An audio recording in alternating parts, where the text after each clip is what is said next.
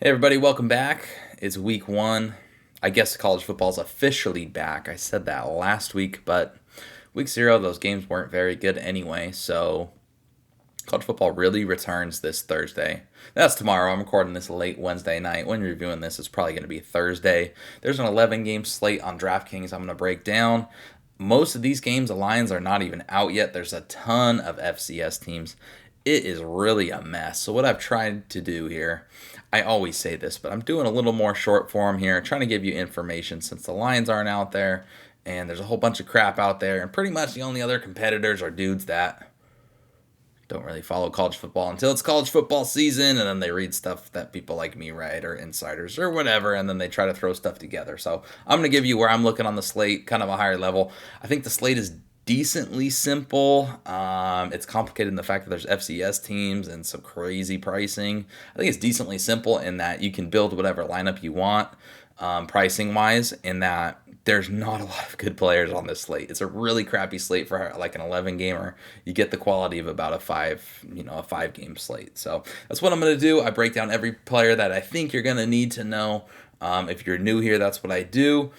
Whole slate preview at the end. I'm going to go over a few prize picks and then some underdog picks as well. So some props, look aheads. So without further ado, let's go ahead and get straight on into it. ELON versus Wake. No line in this game.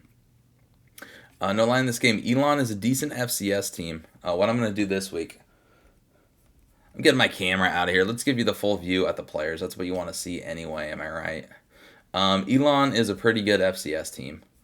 They went 8-4 last year. They only allowed 21 points per game, so decent defensively, and only 7.3 points per game after halftime. So they really buckled down after half. I will say they only played one FBS team that was a Power 5 team, sort of, Vanderbilt. They allowed 42 points to the Commodores. They did play them pretty close, though, so decent team. There is a chance this one stays a little close. Wake has a ton of turnover. Expected this to take a step back, but at the same time, Dave Clawson's teams are always overrated. But this one could be interesting. Elon, I think what it is to me, they have Matthew Downing. This guy's been all over the place. What's he been at? He's definitely been at TCU, La Tech. He's been all over the place. I don't expect them to throw the ball very much. They were very rush heavy last year, and they returned a 1,000-yard running back, Jalen Hampton. One of the best seasons in program history last year. 4.6 yards per carry, broke the 1,000-yard barrier. Cheap price. We'll talk about it a lot on this slate, but the cheap pricing, there's some good ones, especially from the FCS. They just price most of these guys way down. So there's a few options I'll count out. There's maybe 5 or 6 you could consider. I would say Hampton is for sure in that top 2 or 3. Their offensive line does return 4 starters who combined for 48 games played in 2022. So you really have to like that, I would say. And then Wake Forest defensively, their rush defense I think is going to be pretty bad. They were all right last year, but they lose all their starters and 2 key backups from the defensive line. A school like Wake that just really isn't able to recruit like other Power 5 schools. I think Elon could take a little bit of advantage here. Okay, I don't expect anything crazy, okay, to be fair, but they're the smallest Power 5 school in size, student body, and alumni. That's just not really how you're going to compete in the NIL game. So I could see Hampton being a play. As far as Wake, man, we started off with a good one. Last week, what did we start off? What was that crap game? Oh, yeah, UMass New Mexico State. We started off with that crap game. Wake is not a crap team. I enjoy Wake Forest. Anything bad I said about them earlier. Mitch Griffiths takes over as the starting quarterback. These quarterbacks in this scheme, all they do is ball out. That's all they do. They all throw for over 3,000 yards. They all get over 100 rush attempts. Griffiths, he hasn't shown it yet in his career, but supposed to be a pretty good rusher. 4th year in the system. I think he comes out guns blazing here. He did play in one game last year against VMI. 22.6 fantasy points. That's when Sam Hartman, they had the whole rib thing going on. Okay, he had the medical scare. Now that's why he's wearing the rib. It looks like a shark tooth, piece of his rib bone as a necklace. Griffiths should have a very fine year and could have a very fine game. I think I like the decent floor here. His top option, Probably the top wide receiver on the slate, Jamal Banks. The worry is maybe they get into a blowout, but we all know what A.T. Perry did last year. He's a big outside receiver. In the scheme, there's going to be a 1,000-yard wide receiver. Banks is a very, very good touchdown threat. Worked his way in last year and was immediately a boss. So here, he's going to be the clear wide receiver 1 this year. Should be in for a fantastic year. So your only worry there is a blowout. The other starting receivers, Taylor Morin and Keyshawn Williams, they had Donovan Green, their second starting outside wide receiver, go down in the summer. So this is going to be a curious situation. They're going to move Morin from the slot to outside. He did play outside in 2021, so it's something he's not familiar with. Keyshawn Williams is going to start in the slot. He's 5.3K. That makes him viable. I think Morin is mostly a tournament guy if you're looking for leverage, not playing the obvious plays. Williams is fine. You can play two receivers. You can stack him with Griffiths. You don't have to play Griffiths you don't want, but I think he might be the top quarterback on the slate. I think Keyshawn could be underrated here. Maybe people aren't factoring in that the slot could eat up a lot of targets. I do think Griffiths is going to spread the ball around a little bit more than Hartman did. So I could see maybe Banks doesn't go for that ceiling some people are seeing for him this year. But overall, I think these guys are all in for big years. So let's talk about their wide receivers. Last year, they're outside receivers. Last year, they rotated A.T. Perry, Jamal Banks, and Donovan Green. They had 3 good outside receivers. People were surprised that was happening. A.T. Perry still had a huge season, okay? What I'm saying is with Donovan Green down, I do think they're going to rotate 3 of these guys. Wesley Grimes and Horatio Fields are 2 very talented youngsters. I think everyone circled Wesley Grimes as the next big wide receiver. I expect him to be on the field, and I think he's viable at 3.2K. The other one, if you want to get extreme leverage, especially if you don't play Banks, or you can play both, you get extreme leverage, and I think it's extremely viable. I would be surprised if one of Fields or Wesley Grimes does not catch a touchdown in this match. I'll be completely honest. I think Fields is being overlooked. He had a knee injury last year. He's been active in fall camp. He looked really good. He was running with the 2s a lot, made a ton of plays, ran with the 1s, still made some plays. I think he's going to factor in. I think both those guys are going to factor in, and I would be surprised if one of them, at least one of them, doesn't catch a touchdown. Would not be surprised with both of them either. So a lot of viable players there. Running back room, I mean, they were not good rushing the ball. It's going to be Elson as your top guy. Demon Claiborne, if you want to have a punt, again, I think you go with the FCS guys, but Demon Claiborne at 3.5K is viable as well. He's a home run hitter. Could hit a home run here against an FCS team. Kent State. I'm going to skip over Kent State. You want to know why I'm going to skip over Kent State? Because they're going to be absolutely terrible. So let me just suffice it to say they have 0 returning starters. 0. Count them. 0, goose egg, zilch, nada on the offensive side of the ball. So it's a mess. Their offensive line, they only have 4 career starts.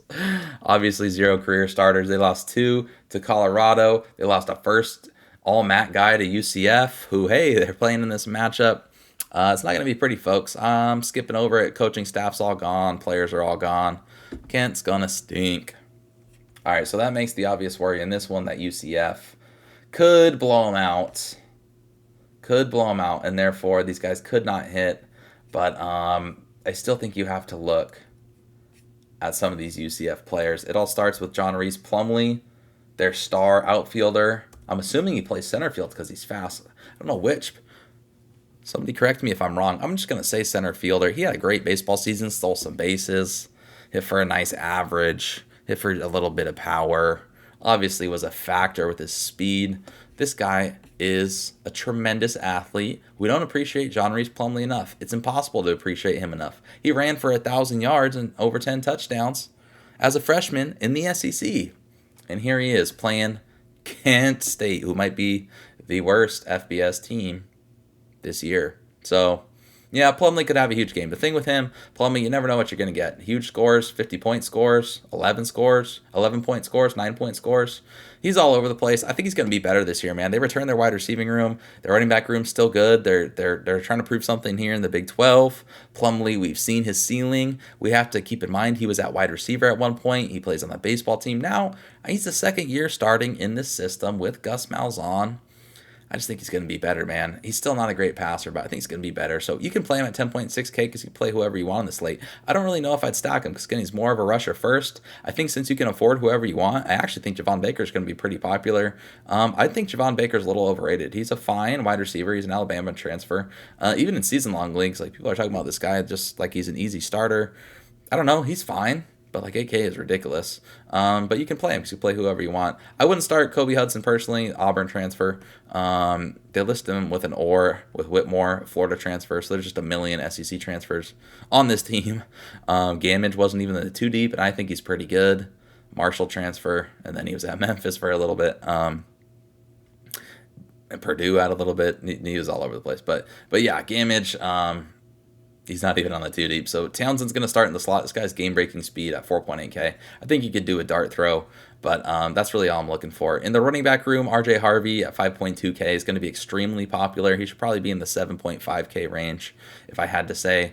The only issue is a blowout, and I do think they have 4 or 5 good running backs. DeMarcus Bowman, another SEC transfer, was at Florida for a little bit. Clemson before that. This guy's a former 5-star.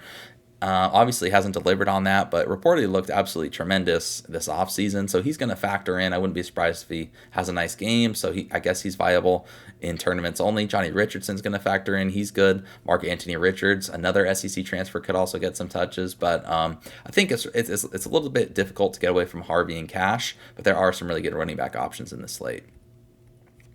All right, Rhode Island. Oh, we do have a line on that Kent UCF game, by the way. That is... UCF is favored by 37 points, so they're going to do a lot of scoring. All right, Rhode Island, Georgia State. This is, I guess, a decently interesting game in that Rhode Island's actually pretty good. They're a pretty good FCS team. Some of these FCS teams we're getting this slate are actually pretty good. So we're probably going to get an upset somewhere. I don't know if it's going to come here. Rhode Island went 7-4 last year. On defense, they returned only one of their top 5 tacklers, and 3 of their D linemen did transfer to the FCS. So I could see this one actually being a little high scoring. I guess while I say that, I can't let it go. But if you lose that much up front as an FCS team, I think you're going to get mauled. And Georgia State wants to maul teams. That's their identity. So Marcus Carroll at 4.5K. He might be my favorite running back play on the slate. I don't like that he doesn't catch passes, but head coach Sean Elliott said he has a chance to be the best running back this program's ever seen. And especially for a group of 5 team, we've seen some really good running backs come out of here. KZ Adams, if you want a tournament dart, this guy reportedly was showing out, had a humongous spring game. I want to say he had 3 touchdowns.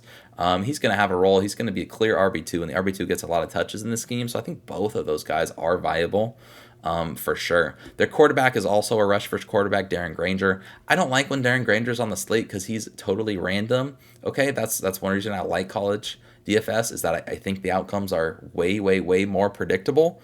Okay, some of the ownerships really confuse me. Okay, results that seem very predictable to me apparently don't seem predictable to other people. But there's players like a Plumlee, like a Granger. That's why this slate is kind of a total mess. But Granger's price is too cheap. He should be a lot more expensive than that. He can rush. He's one of the best rushing quarterbacks in America. Had over 700 yards last year. He's been in college forever. Should be in line for a big year. The one drawback is he's not good throwing the football. This team doesn't want to throw the football, and the only reason they had success at all throwing the football last year was because of Jamari Thrash. That was their top receiver. He has since transferred to Louisville, where he's expected to be their wide receiver 1. So I don't see how you just lose a Jeff Fromm wide receiver 1 and expect to keep churning. But if you want to play one of these guys, I would say Creedle is my favorite at 3.8K. I think Lewis is probably the team's wide receiver 1 at 4K, but might be a little more popular. So in tournaments, maybe Creedle. And then Jakari Carter is a guy that they're kind of high on 3.5K. So dart throws only, I would say. All right, as far as the Rhode Island side of things, I do think they have 2 players that you could consider. Again, pricing, I don't think you need to pay down at quarterback. But Kasim Hill, man, it's probably Kasim Hill. I remember this guy. I want to say it was when they were playing Texas. This guy is in the 7th year of college football. I think he was at Maryland. I want to say he started at Texas. That was the year Maryland. They had all those quarterback injuries.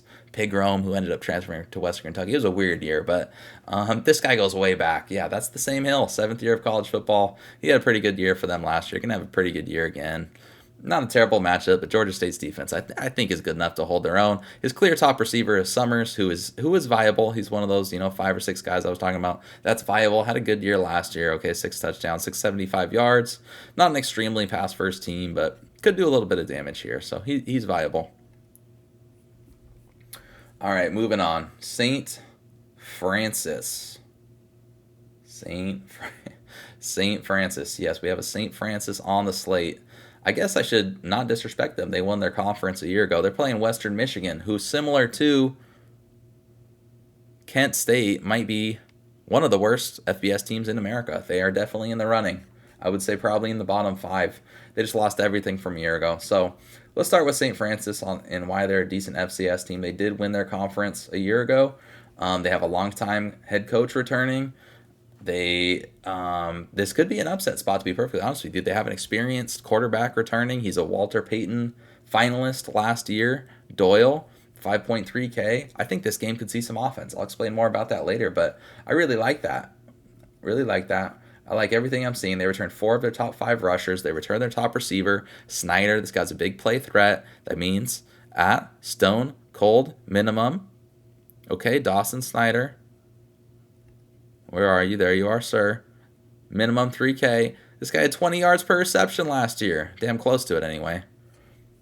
Damn close to it. He's 6'4". He shredded, was it Akron? He played another MAC team last year. I'm going to say it was Akron. He had over 30 yards per reception in that game. I remember that one. This guy's viable in tournaments. Absolutely. I think this game could be a little bit of a shootout because Western Michigan has a new coaching staff. Everything the coaching staff has said about the offense is that they're going to go really fast and they're going to operate the air raid. This is all good for DFS points. The team might not be good, but the games will be for DFS. And it seems like kind of a right matchup. I think St. Francis might be game. I don't hate a look. Once a line comes out, I don't hate a look at St. Francis and anything. If the line's decent, I don't hate a look at the over. Yeah, St. Francis money line doesn't look too bad. But I am concerned on St. Francis defensively. They lose most of their most important players. They return one of their top cornerbacks, but basically all their other when you look at their stats, all their other guys at the top, they're all gone. So Western Michigan's viable. The issue is we know it's going to be playing quarterback, and it's probably going to be Hayden Wolf, the Old Dominion transfer. He's fine. He's experienced at least, but he doesn't really run the ball at all. So at 8.2K, I think this is one of the games you could do a game stack and hope it goes absolutely bananas. I'm not sure that happens, but he's fine. I think Jelani Galloway is correctly priced as their top receiver. I liked what I saw from him last year. He obviously had no touchdown, so who knows? But I thought he looked like a good player. He kind of fell out of the rotation at one point last year, but he made a few plays in action that really stood out to me. Sam Bucci should probably start as well, and then Nick Anderson. It looks like they pretty much have it correctly priced, in my opinion. As far as the running back, Keyshawn King, for some reason, is the price king in the running back room. He's a Virginia Tech transfer, and he was actually pretty effective at Virginia Tech. I don't really know how he's going to fit in this whole air raid thing, but them going up tempo, him being a Power 5 transfer that was decently productive for an offense that has no returning experience, I do think he could have a pretty good year. He's playing an FCS team where the defense loses most of its key contributors up front. Keyshawn King could go bananas. I'm not going to say that with any certainty. I don't know anything about Western Michigan. They have more turnover than pretty much everyone other than Kent State at the FBS level, but I think King probably is the star of the offense currently. All right, NC State, UConn. Wow. We finally get a good game, if you can consider it. All right, so the big news with NC State is Brennan Armstrong transfers in from Virginia, where he had an amazing 2021 season and an amazingly terrible 2022 season. Robert Anae is their new offensive coordinator. That's good for the passing attack, very good for the passing attack. He has a pretty decent track record over multiple programs. And he's worked with Armstrong before. That's who he worked with when Armstrong had his huge 21 year. And then when Anae left for Syracuse last year, that's when Armstrong fell off a cliff. So correlation, causation, I think there's something to it. I think there's a reason they wanted to reunite. Armstrong is awesome. I see everyone stealing my line that they know they heard from me first. Yes, he's going to be a UFC fighter one day is what he says. He's not going to be an NFL quarterback, but he's awesome. He's hard-nosed. He's not afraid to run for touchdowns, especially for a team that doesn't have a clear RB1. He's viable at 8.9K. I don't really love the matchup against Connecticut.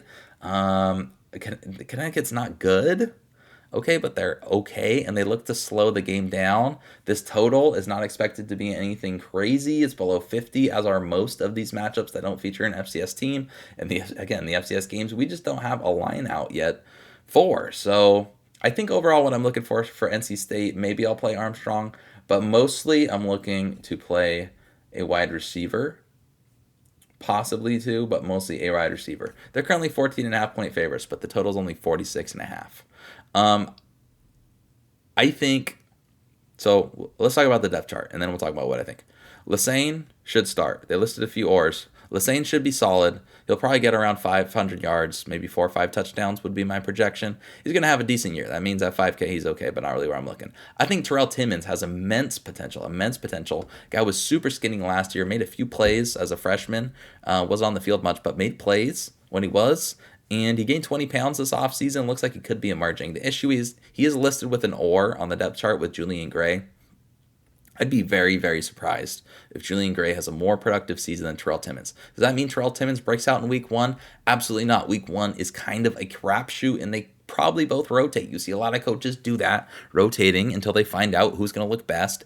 When, once people are hitting each other, once the action's live. So that all makes me say I'm not sure about Timmons this week on FanDuel, which, by the way, screw FanDuel. They suck. But if you do play FanDuel, Timmons could be a look. He's really cheap there.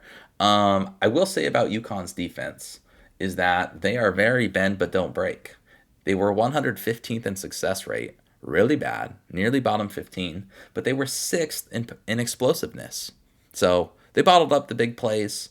They didn't let anybody beat you over the top. They let you gain your yardage.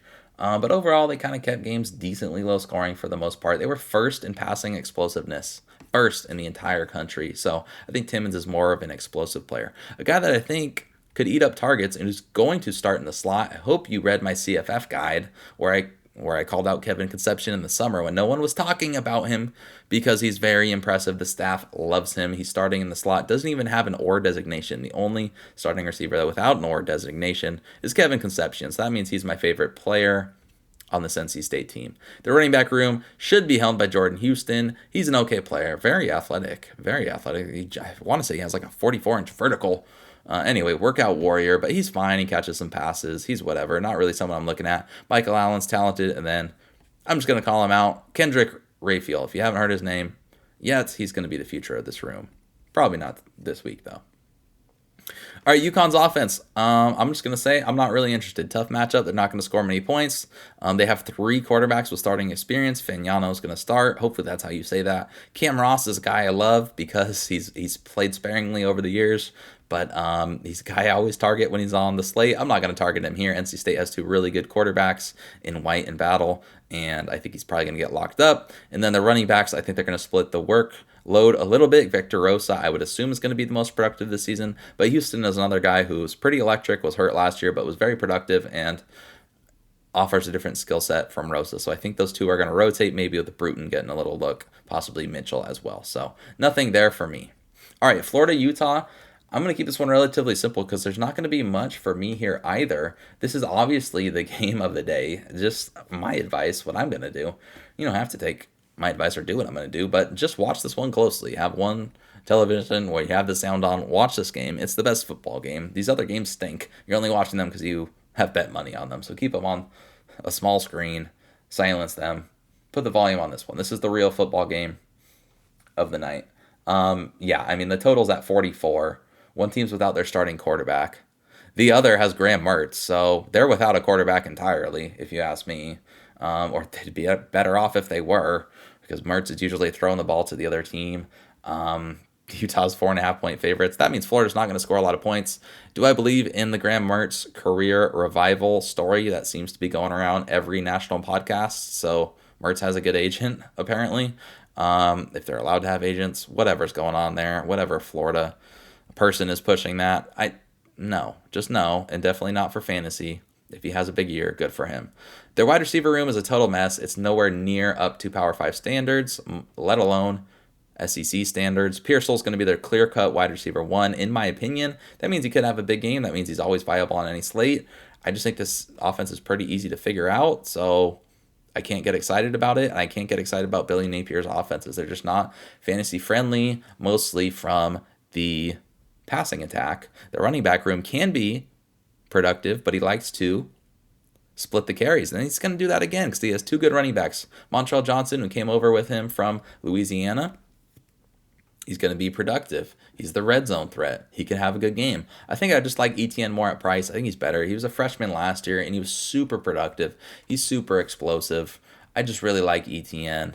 My nickname for him, you know how ETN's nickname? you do the ETN, all caps. With ETN, you just do it in lowercase ETN, because he's little ETN. But he's phenomenal. He's a really good running back. I think he's viable. All right, as far as Utah goes, again, let's not talk about the passing attack, because woof, Bryson Barnes is going to get the start. He started before. Usually doesn't look pretty, folks. We've seen this guy. Have we seen him in 2 Rose Bowls?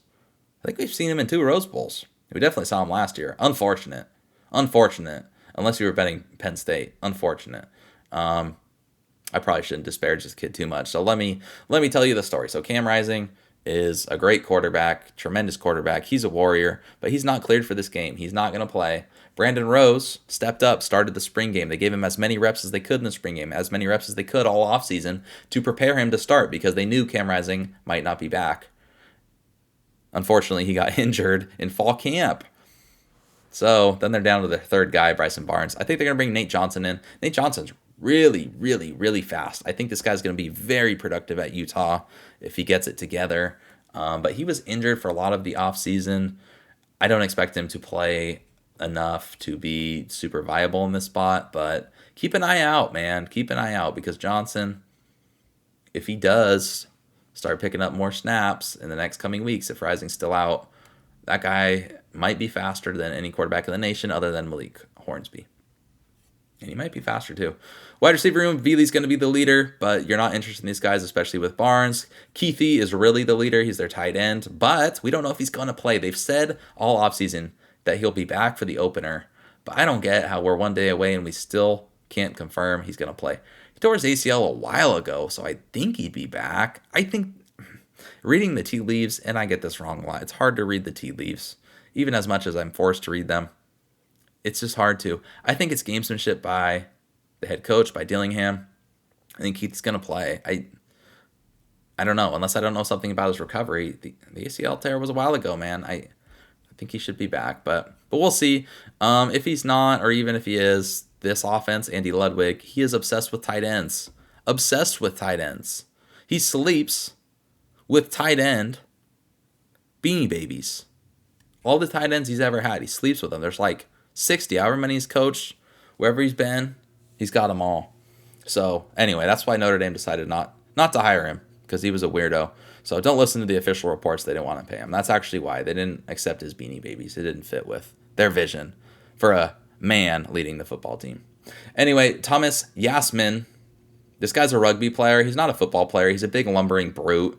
He's very awkward, but he's a decent athlete and he's humongous. And if Keithy doesn't play, or even if Keithy does play, could be the focal point of the offense. So I guess he could do it. Oh, I buried the lead. I'm sorry. The top running back on the slate, arguably, probably between him and Marcus Carroll, it's Jaquindon Jackson. This guy converted from quarterback a year ago, moved to running back. I know it's going to make you scared because he's never had more than 13 rush attempts.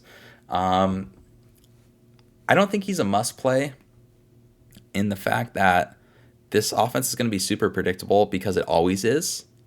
I think Ludwig's offenses are mostly predictable, especially if you don't have Rising at quarterback. Like, it's worked perfectly. I'm a Utah fan, okay? I mean, I'm not a Utah fan, but I am a fan of what they do. It's a super simple offense. It works because Rising's a warrior. He's perfect for the offense. They've had some amazing tight ends. They just had a first round draft pick. He was going to be their tight end too last year. Keithy got injured. If they had both those guys last year, oh my God. So they had the perfect personnel. This year I question if they have the perfect personnel. They don't have the perfect personnel because they're on their quarterback 3, and we've seen him before, and he's just frankly not anywhere near the caliber of Cameron Rising. And then even if Keithy does play, I don't know if he's at 100%. So you get what I'm trying to say here. Florida's defense, I'll spare you all the stats. They were outside the top 100 in rushing success rate last year, so Jaquindon actually could run all over him. On the other hand, Florida's seen this scheme before. They prepared for him. They beat him a year ago. I know it's at Rice Eccles, and that does definitely mean something, but it's going to be bully ball on bully ball here. And Florida, if you're an SEC team, you just load the box. You know what they're going to run. Hard for me to buy in completely, but I think Jackson's going to be clearing away the focal point of the offense. All right, South Dakota football, baby. I've been waiting all offseason to talk about South Dakota football playing Missouri. Some real SEC football as well here. Missouri versus South Dakota. South Dakota went 3-8 last year. I don't think they were quite as bad as the record showed, but they're not good. They allowed 34 points to North Dakota State, 34 to Kansas State, 28 to South Dakota State, and 24 to Montana. So if you don't know what those names are, Kansas State, Big 12 champ, North Dakota State, they lost in the championship game to South Dakota State, I believe. So two of the FCS, the two teams in the FCS championship, and then Montana was really good as well, was in the playoffs. So anyway, they played some tough teams, but the offense stunk. They only averaged 16 points per game. The defense was all right. Again, they played some tough teams, but they still allowed 29 points per game. Bauman's going to be their quarterback. He's in Iowa State transfer. I believe he's left-handed as well.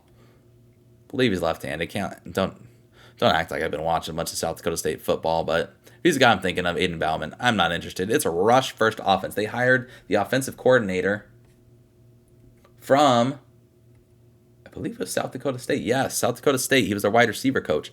They hired him to be their offensive coordinator. That means they're going to run the power offense. That means they're going to run the ball a ton. Tice is going to be their RB1. Okay, he split carries a little bit. They had a good rushing attack last year with Shamari Lawrence. If that name sounds familiar, he's at FIU this year, and last week kind of broke the week 0 slate. Okay, it was in the winning lineup. So anyway, the room should all be Tice's. You should have a big year. I'm a big believer in Missouri's defense, so I think they probably just kind of shut shit down here, man. I think Missouri's defense is really good. They got two really good corners, and I like their front seven as well. So I think it's actually one of the better in the SEC. They do lose 3 starters on the defensive line. Okay, but the linebackers are amazing. They have some amazing linebackers. It all starts with Hopper. He had 14 tackles for loss, 2 of the best cornerbacks in America, 8 returning starters overall. I think you can work around the losses, okay? I think they'll be fine. South Dakota State starting wide receivers, not that you're interested whatsoever, but if you're a crazy person, okay, it's going to be Bell. Where'd my notes go here? It's going to be Bell. Hold on, folks. Phelps and Martins. Bell, Phelps, and Martins. So might as well play the cheapest one of those 3 because they all stink anyway. All right, Missouri. Yeah, Missouri's offense isn't very fun, man. Drinkwitz is supposed to be an offensive guy, and 83rd in EPA per play last year. They weren't successful. 82nd success rate. They weren't explosive. 76th in explosiveness. They didn't rush the ball well. Okay, didn't rush the ball well. 88th in EPA per rush. They didn't throw the ball well. 82nd in EPA per pass. Offensive line wasn't very good. 91st in stuff rate. They didn't do anything well, so hard for me to get excited. They're going to split reps at quarterback. Brady Cook, I would assume, emerges at the starter. I think they're just kind of trying to keep Sam Horn happy because Sam Horn was injured a little bit in the offseason and I believe he's still playing with the baseball team. He was a 2-sport guy. He's a pitcher. Sam Horn's really cool, and he was a big recruit. I'm assuming they're trying to keep him happy. They did say they're going to play him a little bit in this game, but maybe I'm wrong because he is definitely the most talented guy in this room. Brady Cook is nothing special. I also Brady Cook was playing through an injury last year, and that could explain the poor numbers.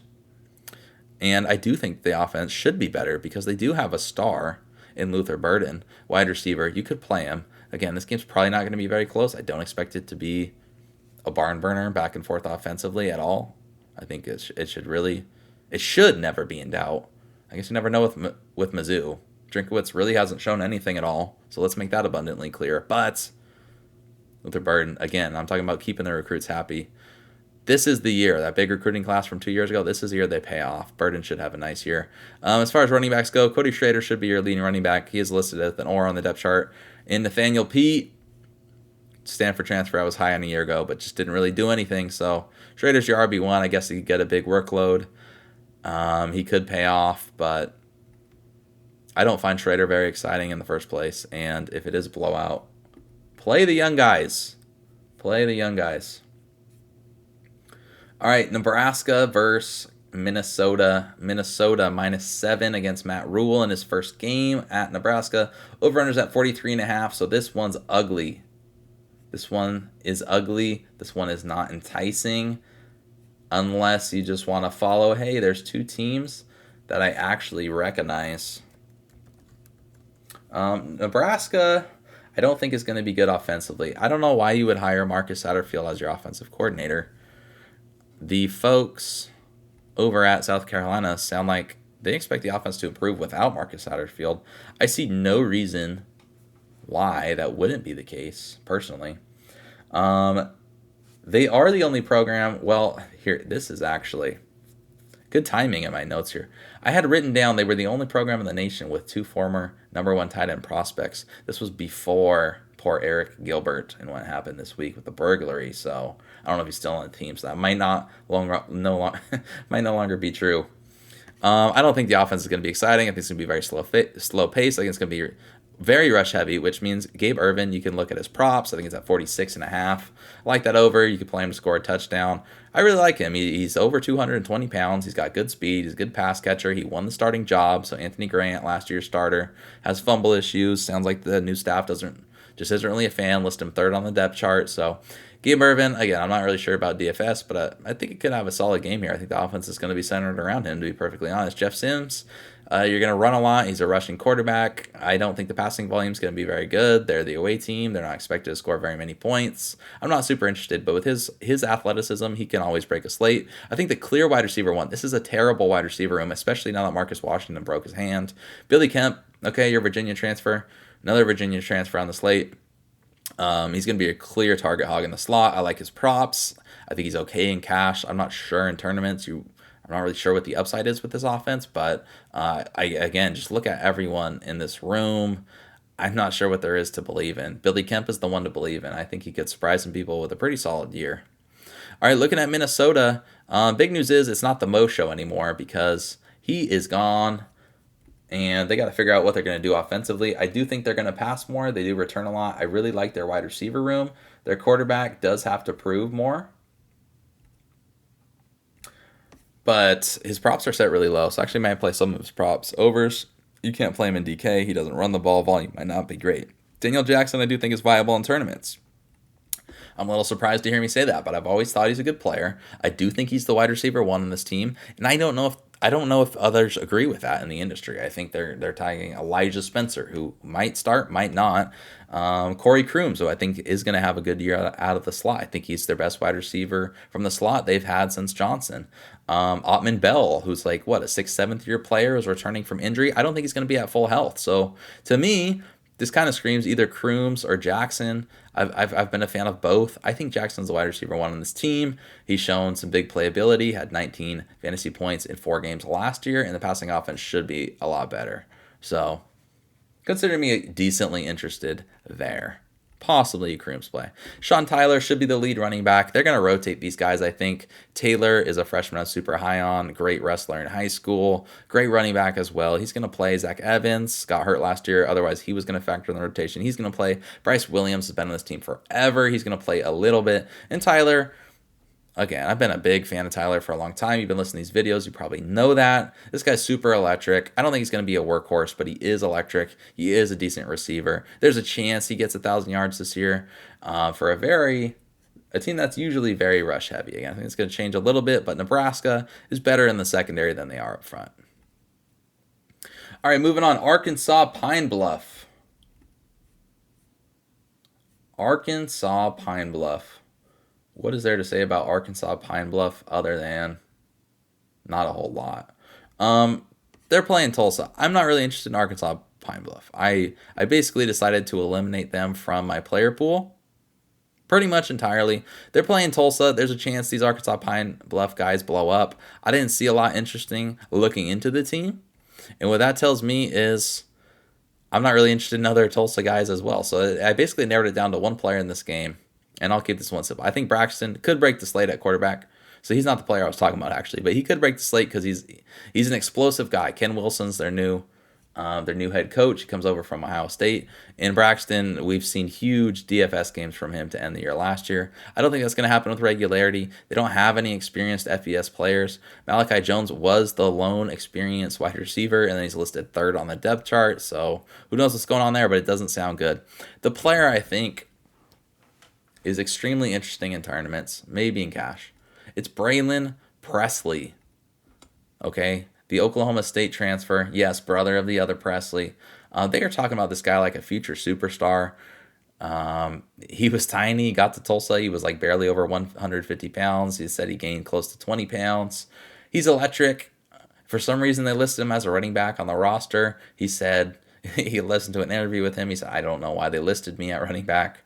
But anyway, he's a weapon. They're going to get the ball in his hands. I think he's clearing away this team's best weapon. He's explosive. His high school stats are unbelievable when you look at him. The staff seems extremely impressed with him. They're making it a point to talk him up at every chance they get. And I don't think he's going to be very popular with all the cheap options. So I think Presley is a good tournament look. You could also play, I guess, their starting running back, Jerome Ford. Here, it sounds like the clear starting job, and he's playing against an FCS team. So that's Tulsa. NC State's another team I'm pretty much not going to say much about because I don't have a lot to say about them. They were 7-4 last year. They lost 49-20 to Duke in their lone game against an FCS team. The offense was okay, averaged 28 points per game. They run a decent amount, okay? They had 190-something passing yards, 180-something rushing yards. You know, anytime it's that close to split, that means you rush first. They are going to play two quarterbacks. This guy White, Kevin White, had a huge senior season in high school, but he's going to be splitting time. I don't think he's going to go off here. The offensive line does remain a strength. They return 4 of their top guys. 3 all-conference pieces return up front, but I just don't see it. You know, it's a decent offense, but not great. Decent matchup against UAB, but not great. This isn't the UAB of old, but I just don't see it. And the wide receivers, I just don't see it. All right, as far as UAB goes, I'll keep it a little short and sweet because UAB, there's the storyline. It's Trent Dilfer. Okay, Trent Dilfer is going to be manning the sidelines. That's about all you need to know. If you're getting excited about UAB football, you should not be.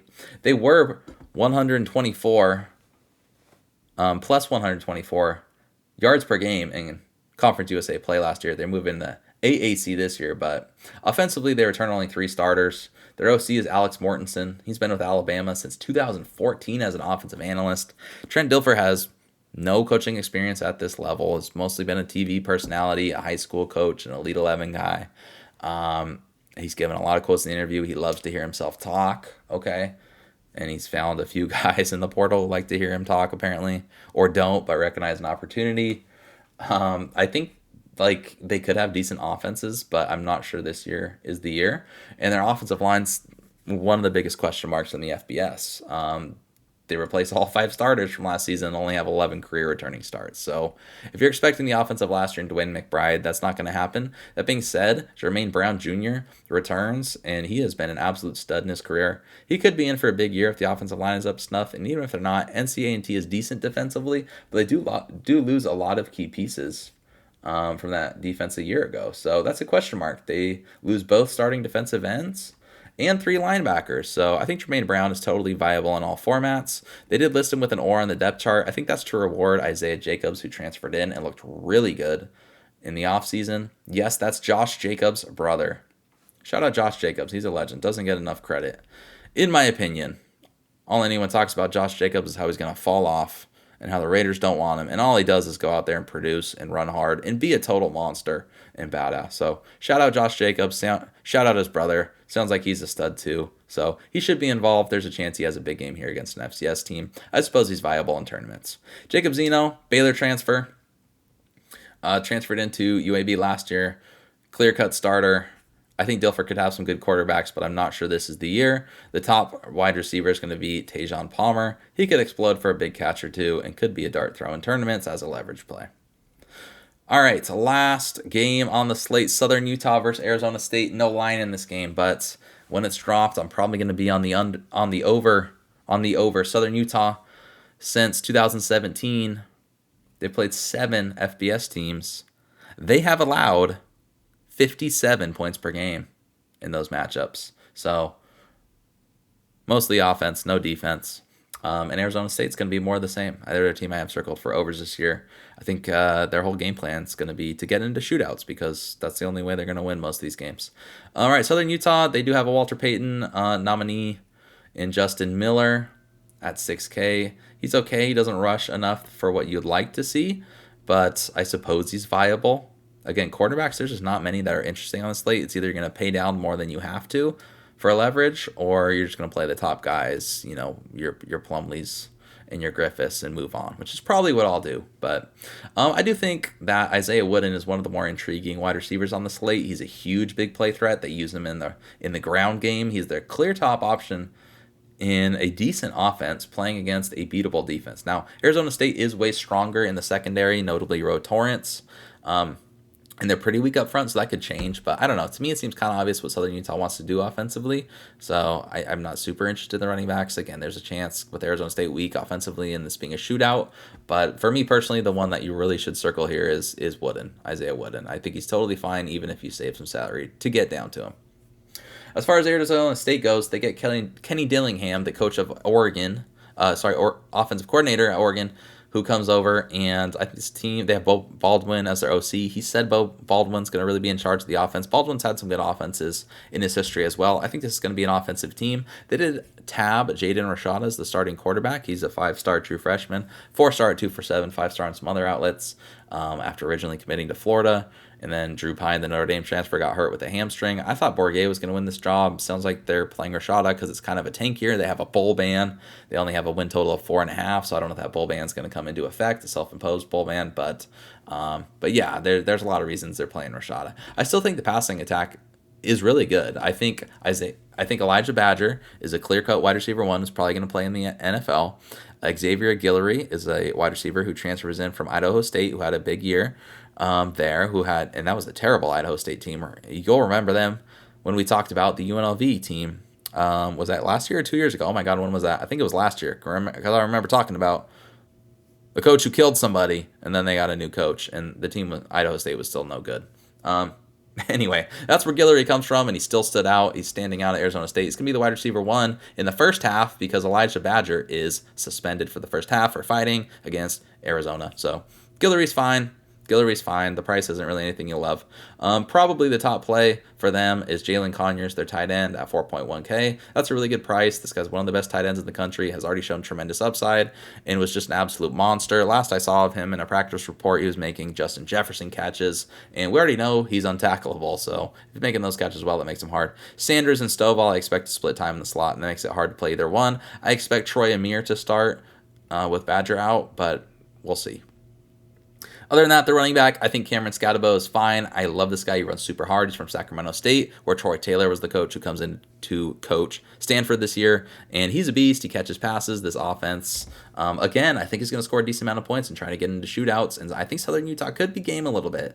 So, I don't know. Would be surprising if Scadabo, runs for 3 touchdowns and catches 5 passes. I think that's totally within the realm of possibility. So he's fine in all formats. DeCarlos Brooks is a Cal transfer that has been getting a decent amount of looks with the first team. And that makes me a little nervous because sometimes Dillingham has split the workload. So there's a chance that happens. I think they got 2 good backs. We'll see. But overall, I think Scadabo's a good play here in this one. All right. That's the slate. That's DraftKings. If you're looking at Prize Picks, anything you want to look at, I think, again, Banks is fine. That price is okay. Harvey probably goes over 60.5. I saw that was released too low. I didn't jump on it because, again, this game could be a blowout. Who knows what to expect. Carroll probably goes over 14.5. Again, this slate is a little ugly. I don't love any of these plays, but I think there's clear sides to be on. I did hammer Billy Kemp's over at 7.5. This is full PPR. Okay, and I wouldn't be surprised if he caught 6 passes, so that made it an easy play. 8, it's still an easy play. Thrash is okay at 17.5, but that's where I'm looking there. As far as rushing yards go, Harvey is still probably fine. Plumlee probably goes over. Carroll probably goes over. Irvin probably goes over 46.5. ETN probably goes over 45.5. But the one I like the most here, Jawar Jordan at 58.5, I think does go over. The quarterbacks, I don't really like their passing yards. And if we're looking at receiving, I like Kemp over. I lean Jackson over. And I lean Spanford over.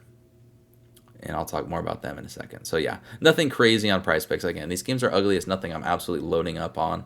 Sometimes you find some bangers on there. But yeah.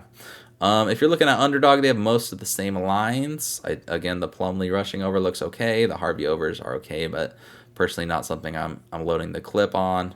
Unloading the clip on, rather. UConn I'm not interested in.